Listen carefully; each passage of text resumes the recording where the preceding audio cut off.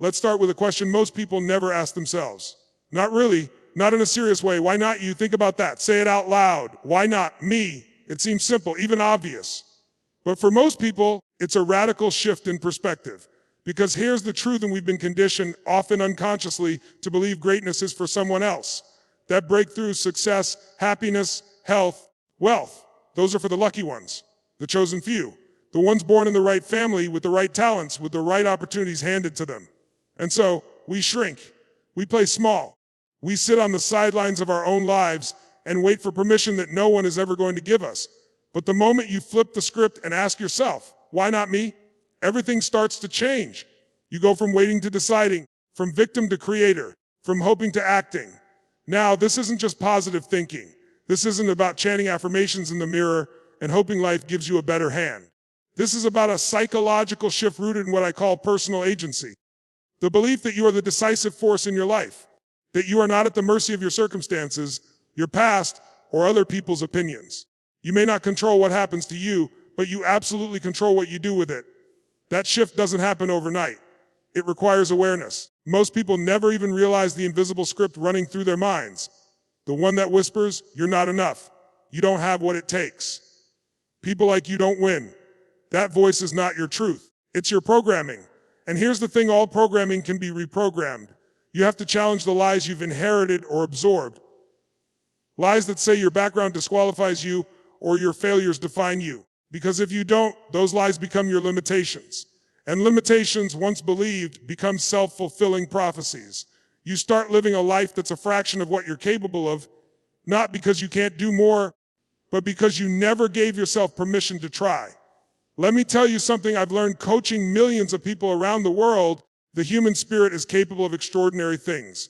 When it decides it's worthy of the challenge, when it refuses to settle, when it finally says, why not me? And that decision, because it is a decision, activates something powerful inside you. It turns doubt into fuel, it turns fear into focus, and it turns pain into purpose. But the question, why not you, doesn't just require courage, it demands responsibility.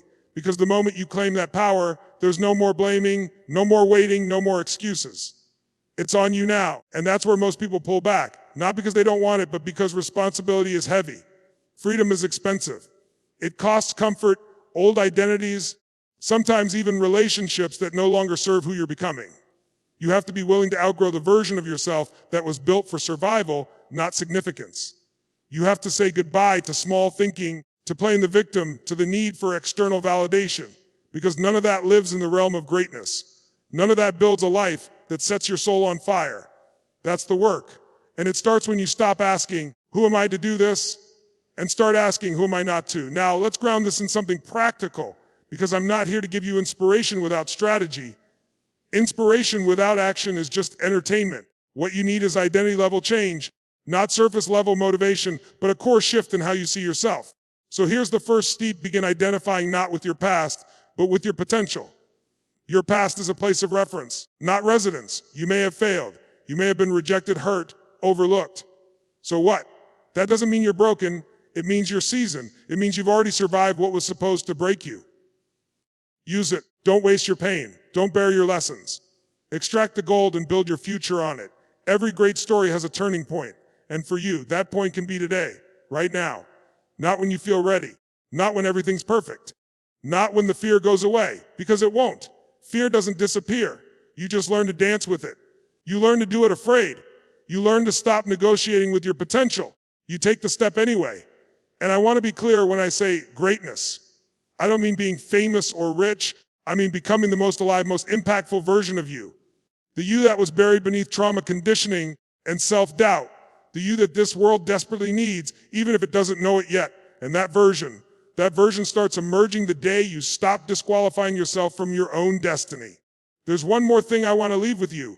Asking, why not me, isn't arrogant, it's honest. Arrogance says, I deserve this more than anyone else. But ownership says, I'm just as capable as anyone else.